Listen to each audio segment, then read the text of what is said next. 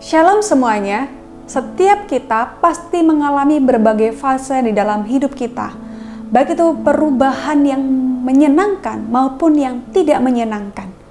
Seringkali ketika perubahan yang tidak menyenangkan, kita dipaksa untuk menerima situasi tersebut.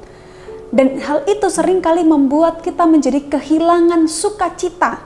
Dan bahkan kita menjadi marah, kecewa, dan tak jarang meninggalkan Tuhan. Tetapi hari ini kita mau belajar dari suatu pribadi, yaitu Yusuf. Di dalam Matius 2 ayat yang ke-20 sampai 21 berbunyi demikian. Bangunlah, ambillah anak itu serta ibunya, dan berangkatlah ke tanah Israel, karena mereka yang hendak membunuh anak itu sudah mati. Lalu Yusuf pun bangunlah, diambilnyalah anak itu serta ibunya, dan pergi ke tanah Israel. Yusuf, kalau kita melihat kehidupannya, dia mengalami fase perubahan demi perubahan yang kadangkala tidak menyenangkan. Yusuf mempunyai impian ketika dia bertunangan dengan Maria, dia akan menikah dan dia akan membangun keluarga yang baik, yang ideal menurut dia. Tetapi kenyataannya dia harus menerima berita bahwa Maria hamil. Dan kita tahu bahwa Maria mengandung dari Roh Kudus. Dia bahkan sempat ingin menceraikannya oleh karena perubahan ini. Tetapi ketika malaikat mengingatkan dia, akhirnya dia menikahi Maria. Dan ketika dia menikahi Maria, dia harus membawa anak itu untuk didaftarkan supaya nanti ketika melahirkan mereka ada tempat untuk melahirkan.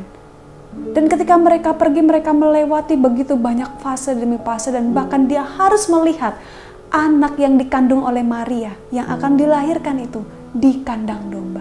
Ini adalah suatu fase perubahan yang tidak menyenangkan. Dan bahkan ketika anak itu sudah lahir pun, ada begitu banyak orang yang ingin membunuhnya. Dan dia harus menjaga anak itu. Dan ketika orang-orang yang ingin membunuhnya sudah mati semuanya, malaikat mengingatkan dia untuk membawa anak itu kembali ke Israel. Dan lagi-lagi Yusuf taat terhadap Tuhan. Perubahan demi perubahan dialami oleh Yusuf. Tapi meskipun perubahan yang tidak menyenangkan itu tidak membuat Yusuf kehilangan sukacita. Dia bahkan taat, dia melakukannya tanpa gerutu, tanpa melakukan protes terhadap Allah. Dia taat. Bagaimana dengan hidup kita? Setiap kita pasti mengalami fase perubahan hidup yang bahkan tidak menyenangkan.